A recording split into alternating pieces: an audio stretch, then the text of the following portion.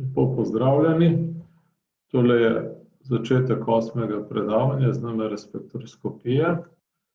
Do sedaj smo se spoznali s postopki resonančne asignacije, s COSY in COSY tip eksperimentov, kot je recimo Double Quantum Filter COSY ali TOXI.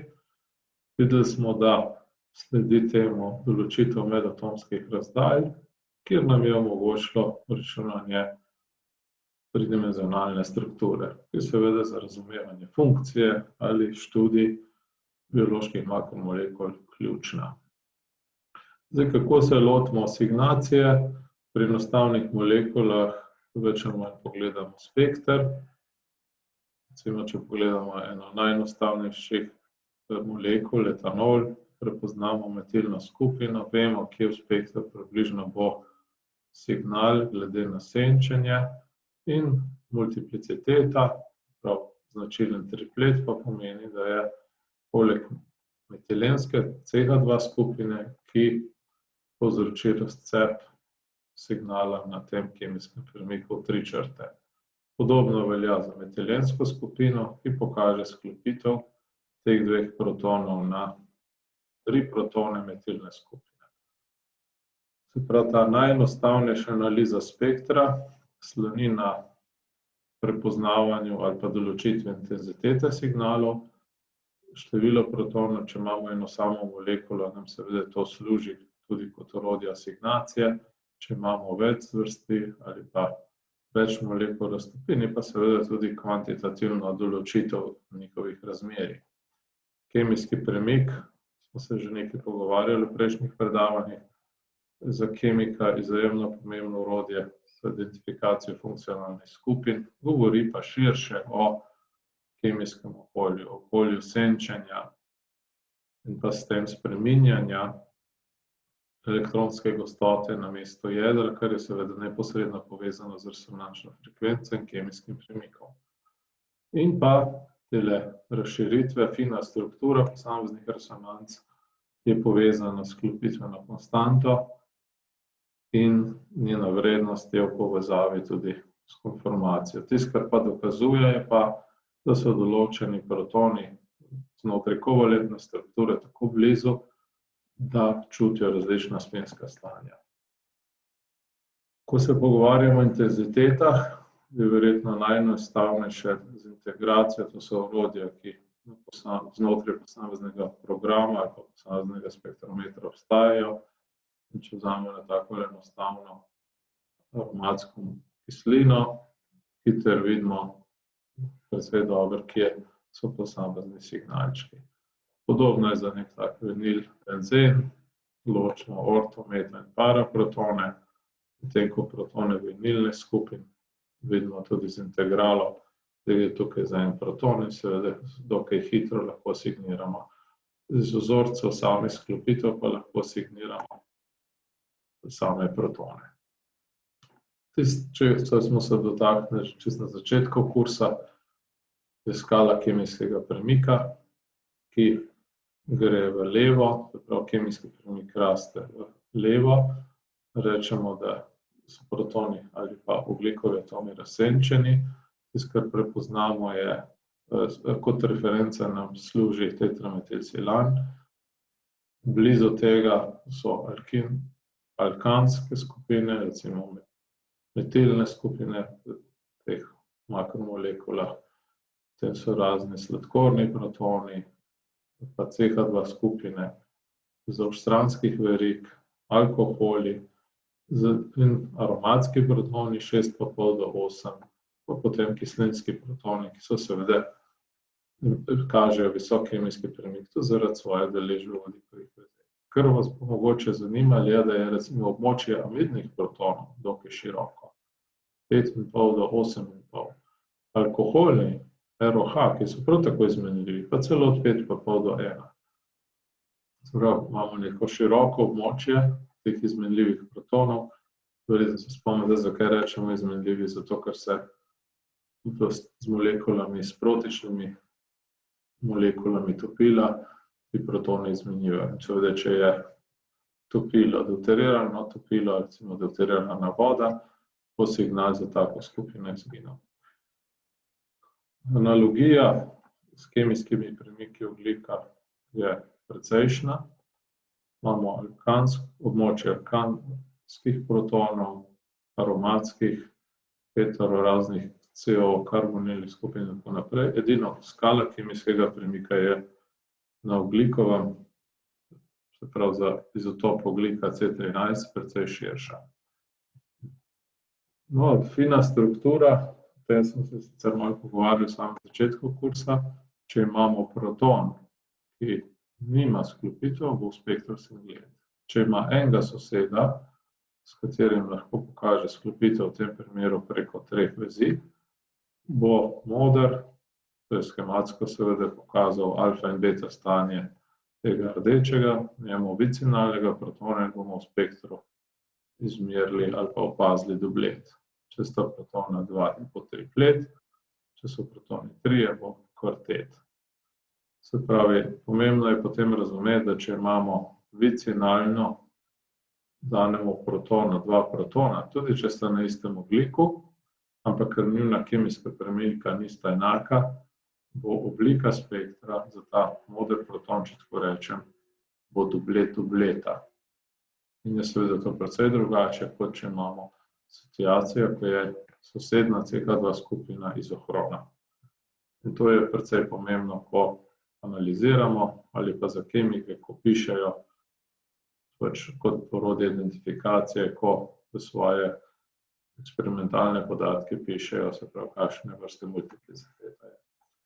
Se pravi, ločimo seveda geminalne in bicinalne protone. Bicinalne so še posebej pomembne, o tem smo se malo pogovarjali, ker so odvisne od torzijskega kota, ki povezuje ali pa definira konformacijo vzdolž CC vezi v tem primeru in vrednost sklopitvene konstante, ki varira od 10 Hz, pri 90 stopinjah je majhna, pod 2, lahko celo 0 Hz in pa potem v transkonfiguraciji ali pa konformaciji 14 in več Hz. In seveda, če vemo, kakšna je konformacija in samo ena in je vrtljivost vzdolž te enojne vezi omejena, lahko izračunamo to predominantno konformacijo. In to je precej močno orodje. Zdaj, ko molekule rastejo, seveda je signalov v spektru več in več. Tukaj imamo enodimenzionalni spekter manjšega proteina, C-terminalno domelo celulaze, ki ima 36 aminokislinskih ostankov. In kar se pokaže, je, vidite, da je precej močno filtriran. Imamo te negativne, tisti, ki se spomnite apodizacije iz drugega predavanja, ko ste se spomnili, da je malo prehudo. Ideja je seveda identificirati posamezne resonance. In to seveda postane vse težje, tako da smo že pred nekaj predavanji rekli, da poskušamo izkoristiti drugo dimenzijo. Zdaj, kar je pa še posebej zanimivo, je pa to, ko imamo manjše makromolekule, in to so spektri 3 proteinov z molsko maso 2700, 7018 kilodaltonov. Eno, kar je očitno, je, da je signalov vse več, po drugi strani pa niso več tako zelo ostri.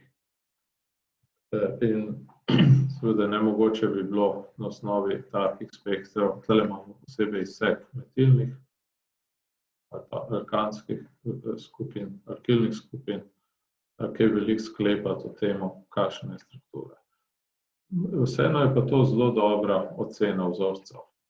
Namreč tukaj pogledajte ubikvitin, to je manjši protein, pod 80 aminokislinskih ostankov. In vidite, če je razvit, zaradi kislinske, seveda se spekter zelo spremeni. Se pravi, mi nimamo kvantitativne asignacije, niti informacije, niti nismo spektra asignirali, pa kljub temu je jasno, da se je spekter nekaj zgodil. Tako da tudi enodimenzionalni spektri, seveda jih vedno poznamo, zato da vidimo, da je z vzorcem, spektrometrom vse narobe, ampak že to, da prepoznamo, ali so signali ostri, ali kažejo dobro disperzijo signalov, kot v teh 3 primerih, je to zelo dober indikator, pokazatelj, da je proteinski vzorec, v smislu NMR vzorec, dober, da nam bo omogočal zelo kvalitetne podatke in bomo verjetno lahko tudi prišli do neke, recimo, prostorske strukture. Druga stvar je pa tudi stabilno, seveda določeni vzorci niso časovno stabilni in se lahko zgodi marsikaj in nam takale enostavna primerjava spektra, sploh če imamo že podatke izpred nekaj časa, lahko so to tedni, lahko so to meseci, seveda je to močno odvisno od vzorca, bomo kljub vsemu lahko kar dobro ocenili, če se je z vzorcem kaj zgodi. Poznali smo tudi že eksperimente, ki so tukaj navedeni, COSY in TOXY, kjer dobimo povezave med sosednjimi protoni zaradi skalarnih sklopitvenih konstant. TOXY je bil eksperiment, ki zaradi spin locka razmaže magnetizacijo po celem spinskem sistemu. Potem smo pa tudi spoznali že eksperimenta NOESY in ROSY, ki pa dajeta informacijo o razdalji na osnovi dipol-dipol interakcij. Tukaj imamo tale ubikvitin, ki je bil že omenjen. Ta je vsesplošno prisoten na NMR laboratorijih, dobro poznamo njegovo asignacijo in zato zaradi kalibracije ali pa testiranja novih eksperimentov zelo potreben, uporaben. Seveda tisto, kar smo govorili o skali kemijskega premika, drži. Območje alkilnih skupin, alifatskih, H-alfa in pa amidnih skupin, seveda aromatskih skupin v območju, ki sem ga preomenil.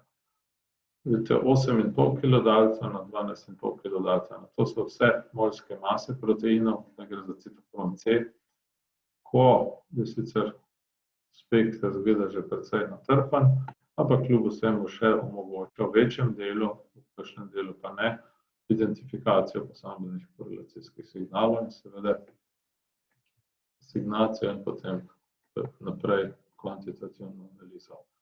COSY eksperiment je bil naš prvi dvodimenzionalni eksperiment. Videli smo, da se sestoji iz dveh 90-stopinjskih pulzov, med njima je evolucija indirektne dimenzije T1, sledi pa drugemu 90-stopinjskemu pulzu akvizicija, se pravi čas T2, v katerem dejansko na tuljavi detektorja zaznamo magnetizacijo. Posebna zanimivost tega je, da se pravi, posamezni proton pokaže korelacije za razklopitvene konstante z vicinalnim protonom in kar pripelje do tega je, da imajo se pravi posamezne aminokisline zelo tipične prstne odtise in na ta način tudi lažje identificiramo v dvodimenzionalnem COSY spektru. Pomembno je poudariti to, da seveda povezave do naslednje aminokisline so vsaj 4 vezi stran in take povezave so predaleč, da bi obstajala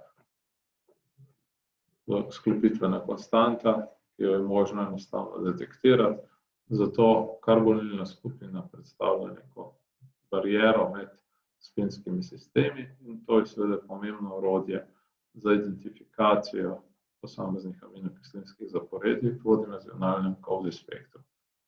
NOESY spekter je sloni na takelem pulznem zaporedju, se pravi vzpostavljanje ravnotežja in na še M0, se pravi ravnotežne orbitizacije, sledi vzbujanje protona, evolucija kemijskega premika v času T1, drug 90-stopinjski puls, komagnetizacijo spravimo vzdolž osi Z, mešalni čas, potem RIT puls, ki privede do magnetizacije v ravnino XY, v času T2 pa detektiramo tok na tuljavah. NOESY spekter je seveda sloni na medatomski razdalji, med drugim, spomnite se tudi korelacijskih časov in vseh zelo zanimivih aspektov. Z tega bolj kvalitativnega sistema je zelo zanimiv. Tukaj imamo sin in antikonformacijo, dva črtica deoksigonozina kot sestavnega dela nekega oligonukleotida iz človeškega telomernega zaporedja. In če narišemo takole povezave aromatskih protonov z anomernimi protoni, anomerni proton je tukaj, ob anomerni vezi, H1 črtica in vidite, da v plavi konformaciji, sin konformaciji, aromatski proton blizu anomernega protona in opazimo take močne signale. V antikonformaciji, to je z rdečo barvo, je pa razdalja med aromatskim protonom, ki potem štrli tukaj, in anomernim protonom daljša. Korelacije sicer opazimo, ampak niso tako močne. In že takale enostavna ponazoritev lahko privede do tega, da preštejemo signale in že kaj povemo o konformaciji ali pa sklepamo na strukturo, v tem primeru G-kvadrupleksa, ki ga bo takole zaporedje zasedla. Se pravi, dejansko je enovi korelacijski signal v najbolj ali pa v kakšnem drugem spektru druge dimenzije tisti, ki na nek način privede do ciklizacije. Vemo, da veriga ne more biti raztegnjena, ampak morata biti dva protona dovolj blizu, da pride do efektivnega dipol-dipol interakcije in s tem identifikacije. Asignacija bioloških makromolekul je torej sloni na prepoznavanju spinskih sistemov znotraj posameznega ostanka. Tukaj imamo schematsko cozy spekter ali pa toksi spekter posamezne aminokisline, potem pa dobimo še te interakcije, ki je pokazane s protonom 2 in 3, seveda nista skalarno sklopljena, sta pa recimo sekvenčna soseda in nam omogočata povezave s sosednjo aminokislino. Precej detaljno smo pogledali, kako je s konformacijo vzdolž glavne verige in kako to vpliva na razdalje med protoni sosednjih aminokislin in opazili, da kakršnakoli že konformacija vzdolž psi je ne glede na to, so razdalje krepko pod 5, v večini primerov pravzaprav pod 3,5 angstroma, se pravi, jih je možno identificirati in ta informacija naj bo med amidnimi, naj bo med H-alfa in amidnimi in tako naprej. Proton je tista, ki omogoča sekvenčno asignacijo, sekvenčni sprehod po zaporedju. Se pravi, enovi razdalje pa omogočajo veliko več, omogočajo tudi identifikacijo terciarnih kontaktov, interakcije med sosednjimi elementi sekundarne strukture in s tem strukturne omejitve, distance restraints, kot rečemo, ki seveda v uporabi orodij molekularnega modeliranja omogoča izračun tridimenzionalne strukture. Poudaril sem že, da poskušamo uporabiti še druge informacije, naj bodo to torzijski koti, vodikovi vezi, rezidualne dipolarne sklopitve. In precej jasno je, da če imamo večje število, imamo interleukine, ena beta, 536 restrentov in pa 2780, seveda je struktura precej bolje definirana, zato ker smo uporabili večje število eksperimentalno dobljenih strukturnih omejitev. Če še enkrat pogledamo novzi spekter nekega manjšega proteinčka, izredno dobra disperzija, vsak signal je ločen od drugega, se pa ko bomo spekter asignirali, imamo dovolj kvalitetne podatke, da lahko izračunamo strukturo. Ko pa začnemo študirati večje in večje proteine, tukaj imamo recimo 18 kilodaltonski protein, toksi spekter.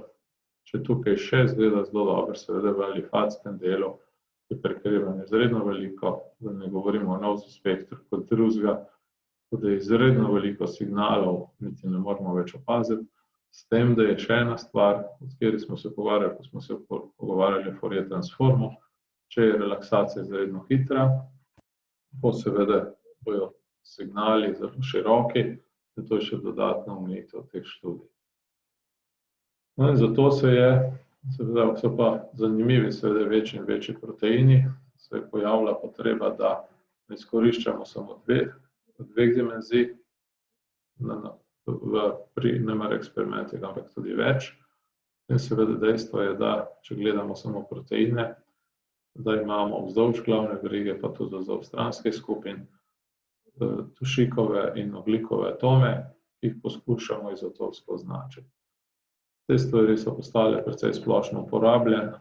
Bistvo teh metod je, da za vir dušika ponudimo recimo amonijev acetat, neko spojino, ki ima dušikove atome obogatene z izotopom N15 in pa kot vir glukoze 13C atome. To je gojišče, ki je bogato z izotopoma N15 in C13, seveda potem sledi izolacija in čiščenje. Zdaj lahko seveda označimo popolnoma, temu rečemo v literaturi uniformno označevanje. To se, ko gledamo manjše proteine, izgleda izredno dobra ideja, ko pa gremo v nekaj 100.000 ali pa celo proti megadaltonu, se izkaže delno označevanje, se pravi samo določenih aminokislin, recimo, da bi želeli označiti vse metilne skupine raznoraznih alaninov, levcinov, izolevcinov, je pa seveda to tudi izredno uporabno. Sicer to presega obsega tega kursa, ampak samo toliko, da se tega spomnimo.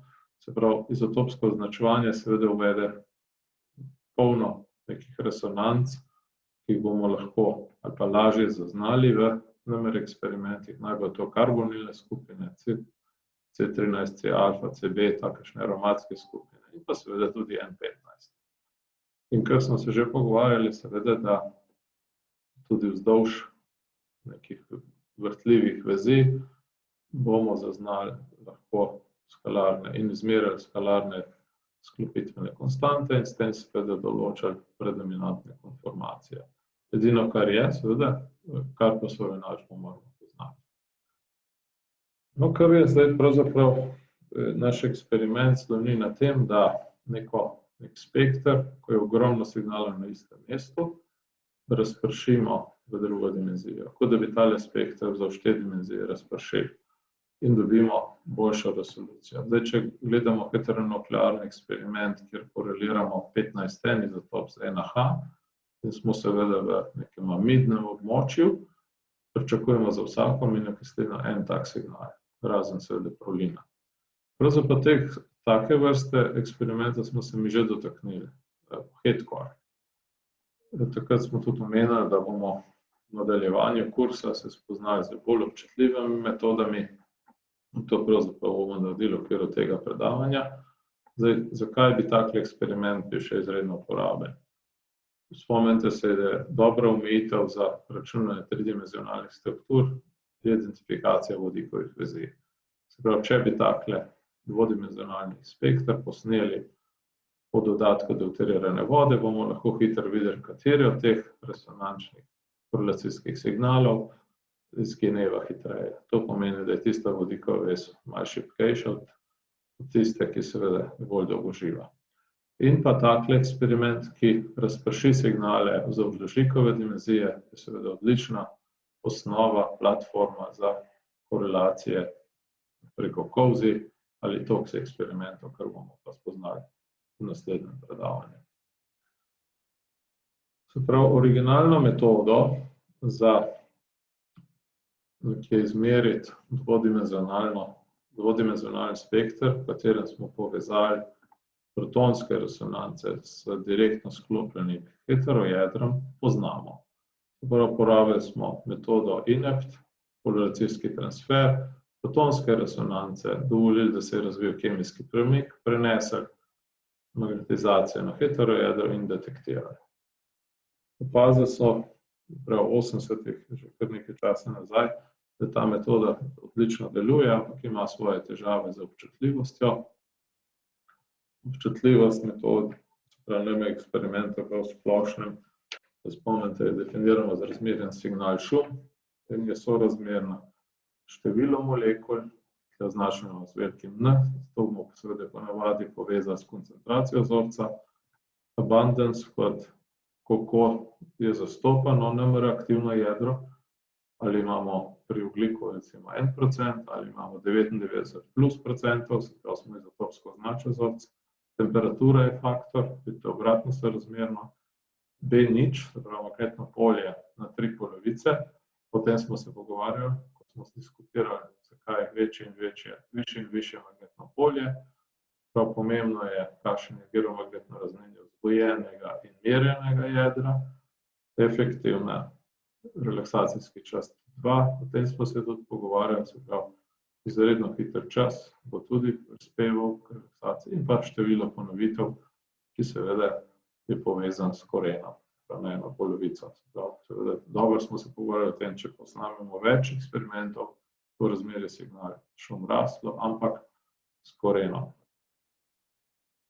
Se pravi, zdaj, če samo pogledamo ta del, gama, vzbujen gama merjen, in bomo eksperiment izvedli tako, da bomo vzbudili protone, magnetizacijo prenesli na heterojedra, dovolili razvoj kemijskega premika heterojedra in potem pred detekcijo magnetizacijo prenesli nazaj na proton in protonsko teljavo, bomo izredno, to sta te dva gama, vzbujen z gama merjen, bomo občutljivost tega eksperimenta močno povečali. Vidite, da gre tle za precejšnje številke, sploh, ko gremo na dušikove jedra, gre to v nekaj 10.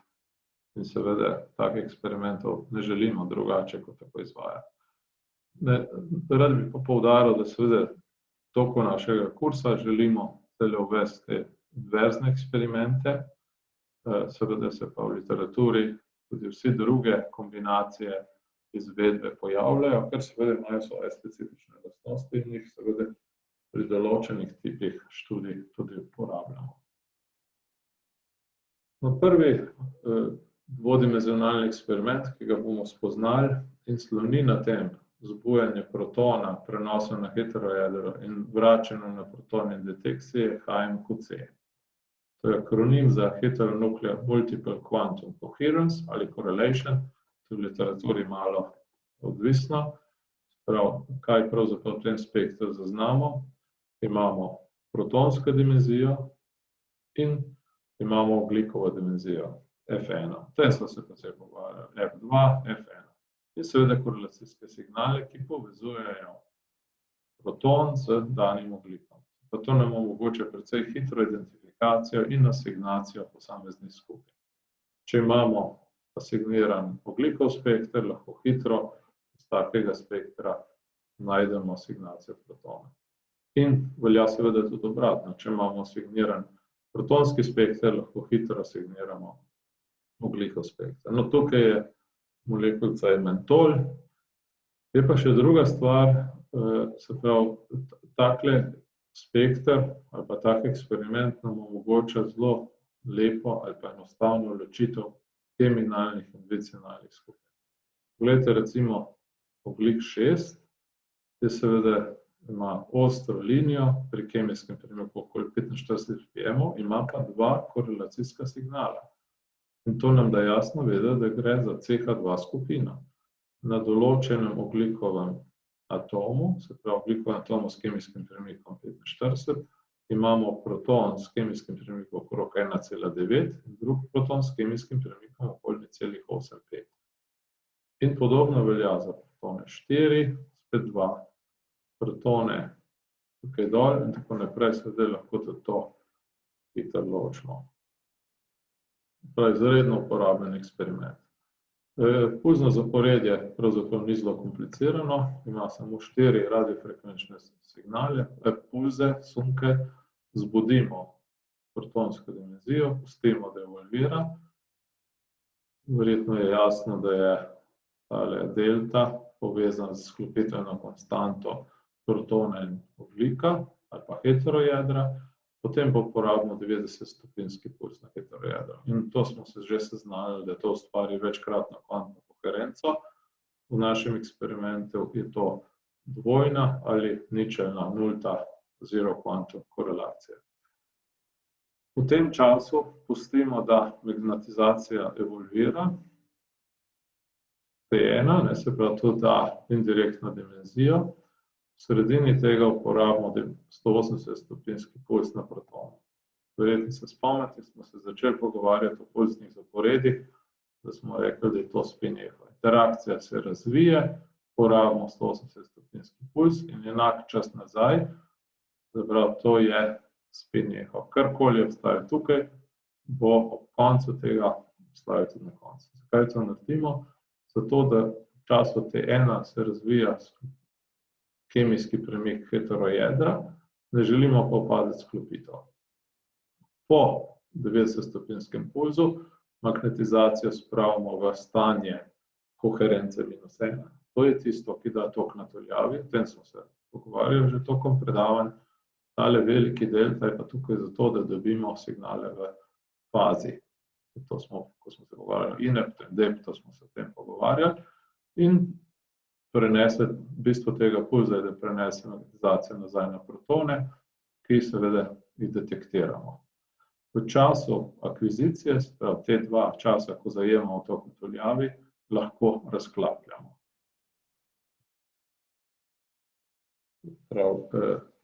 Ta razklapljanje, to povzema to, kar sem ravnokar povedal, razklapljanje je precej pomembno. Namreč v času te dva ne razklapljamo, bomo vzdolž F2 opazili dublete. To je sicer uporabno, ker nam bo omogočalo izmeriti sklopitvene konstante. Omenili smo v prejšnjem predavanju rezidualne dipolarne sklopitve, RDC, in te sklopitve so seveda odvisne od orientacije makromolekul. Seveda slabost, če lahko tako rečemo, take metode je pa, da je intenziteta signala, ki pripada določenemu atomu, je razcepljena v dva signala. Čeprav, če želimo ostro linijo, bomo v času te dva razklapljali heterojedra. In to bo povzročilo, da za določen atom, recimo C2, dobimo en sam signal. Če imamo CH2 skupino, seveda dva. Metilna skupina je seveda, to so tele 10, je seveda en sam, ker v spektru ne ločimo zaradi hitre rotacije, ne ločimo s protonom metilnih skupin kot ločene. Opazili bomo, da so signalčki vzdolž F1 so malo razširjeni, ampak o tem mogoče malo kasneje.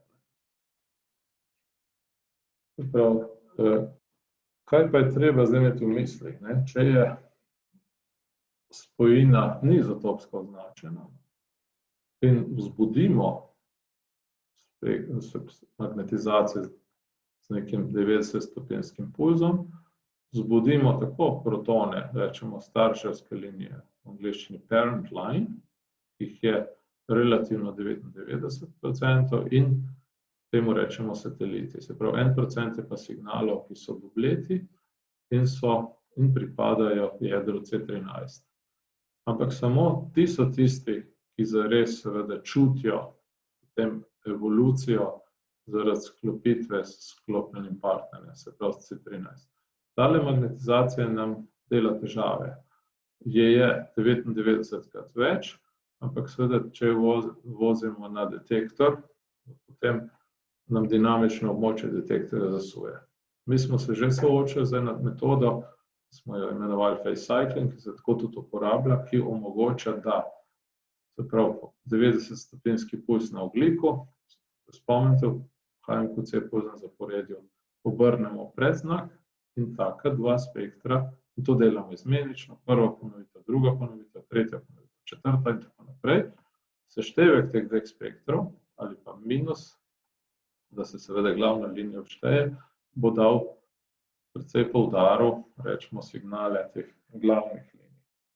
No in takle fazni cikel, ko mešamo fazo 90-stopinjskega pulza na ogljiku, prvega 90-stopinjskega plus x minus x, pogovarjali smo se takrat, da mora slediti fazi spremembe pulza tudi sprememba faze detektorja, je osnovni fazni cikel, ki omogoča, da se znebimo te 100-krat večje centralne črte. No, pa se mi zdaj vrnemo k našim dvodimenzionalnim korelacijam. Drug eksperiment, ki je zelo osnoven dvodimenzionalni eksperiment za proteine, recimo je HSQC. Eksperiment seveda ne uporabljamo samo za proteine. HSQC je akronim za Heteronuclear Single Quantum Coherence. Gre za to, da, zakaj single, ker v času T1 je koherenčni red plus ali minus 1. Inept gre v bistvu za to, da sta v tem eksperimentu nastopata dva inept eksperimenta. Mi smo točno takle zaporedje, to je inept zaporedje, posebej obravnavali, samo takrat smo tukajle odprli tuljavo detektorja, zdaj pa tega ne storimo, ampak gremo v evolucijo kemijskega premika heterojedra X in po tem času, to je čas, v katerem ustvarimo indirektno ali pa razvijamo kemijski premik v indirektni dimenziji, potem pa uporabimo obratni inept korak in detektiramo protonsko magnetizacijo. Precej pomemben element tega fúznega zaporedja je, da v času T1, se pravi v času evolucije kemijskega premika heterojedra, v sredini uporabimo 180-stopinjski fúz na proton. To izniči se pravi razvoj multipletov, dubletov in tako naprej. In evolucija ogljika dejansko poteka tako, da niso sklopljeni s protonskimi jedri. In pa podobno, se pravi v času detekcije protonov, se pravi to je prava detekcija magnetizacije na tuljavi NMR spektrometra, pa razklapljamo heterojedra. To pa pomeni, da vzdolž F2 ne bomo imeli dubleta. Se pravi, bomo dejansko dobili en sam korelacijski signal za posamezni XH, naj bo to 13C, 1H par. Osnovni fazni cikel je podoben kot pri HNQ-C, vidite, da temu le 90-stopinjskemu pulzu, enkrat porabimo plus, drugič minus X, sledi sprememba faze detektorja plus in minus X. In to povzroči, da močno zmanjšamo magnetizacijo, se pravi prispevek starševske linije pri detekciji. Kar nisem posebej omenil je, HNQ-C in HSQ-C po interpretaciji dasta zelo podobne podatke, recimo en del spektra 3,8 do 4,2 ppm, na vrhu imamo dvodimenzionalne spektre, se pravi precej močne ali pa izražene skalarne sklopidne konstante. In v HSQ-C eksperimentu je protonska magnetizacija vzdolž T1 koherenčna redu nič, se pravi se ne razvija, medtem ko v HNQ-C se pa razvija. In to privede do navidezne širitve teh linij, ki nam lahko nagajajo.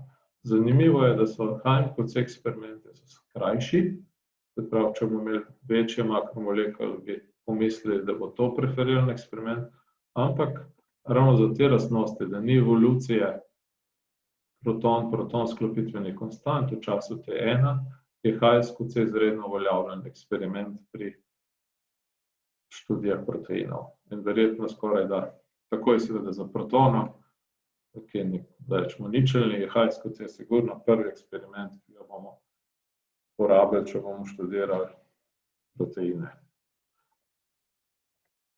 No, s tem bi ta del predavanja končali in nadaljujemo.